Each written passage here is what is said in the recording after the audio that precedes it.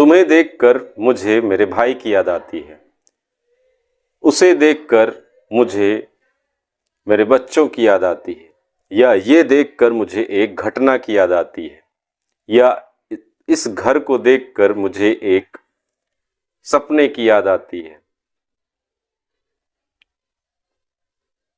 या इस फैमिली को देखकर मुझे एक मूवी की याद आती है। तो इस प्रकार के सेंटेंसेस को हम कैसे बोलते हैं, हम आज जानते हैं इसको। मैंने कहा तुम्हें देखकर मुझे मेरे भाई की याद आती है, तो you remind me of my brother.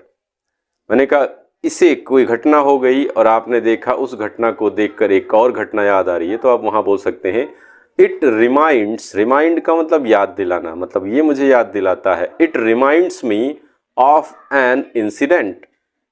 मैंने कहा उसको देखकर मुझे मेरे भाई की याद आती है, तो he reminds me of my brother. ठीक है, इस घर को या इस फैमिली को देखकर मुझे एक मूवी की याद आती है, तो हाँ बोलते हैं this family reminds me of a movie. तो इसी प्रकार सेंटेंसेस को जानने के लिए follow for more updates and please don't forget to subscribe. Have a nice day, bye bye.